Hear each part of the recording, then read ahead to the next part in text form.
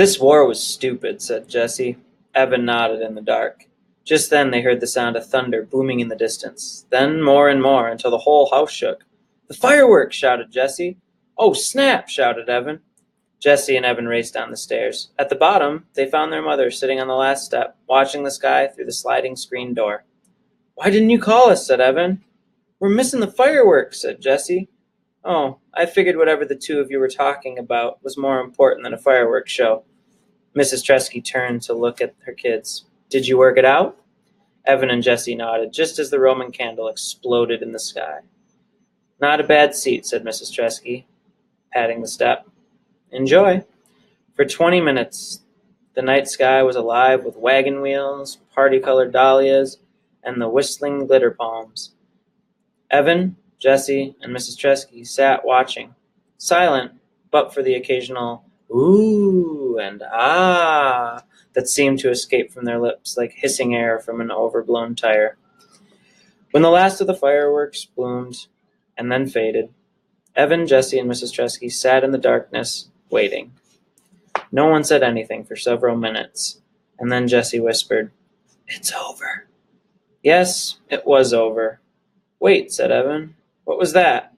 "What?" asked Jessie, straining her ears. "Listen." In the distance, a boom and a rattle. "More fireworks," said Evan, staring up at the dark sky. "Where? I don't see them," said Jessie. All of a sudden, the sky split in two as lightning sliced the night. An explosion of thunder rolled through the house, rattling the windows and pictures on the walls. Rain poured from the sky as if a gigantic faucet had been twisted on.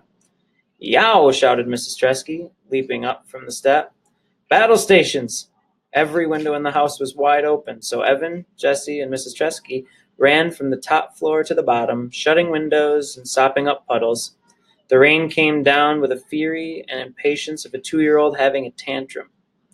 As he closed the window in his room, Evan could hear the gurgle of the gutters choking on the downpour. "One thing ends, another begins," said Mrs. Tresky, meeting Jesse and Evan on the stairs. She raised her index finger like a wise philosopher. "Fireworks, rainstorm." Jesse raised his index finger. "Summer, school." Evan raised his index finger. "War, peace." Then they laughed because it was silly, the three of them acting like wise philosophers standing on the stairs. That night, before she closed the door, Jesse whispered, That night, before she closed her door, Jesse whisper-shouted to Evan, who was already in bed, "Hey, I've got an idea about getting Megan's money back." That's a wrap, Chief. Lemonade Wars. All done.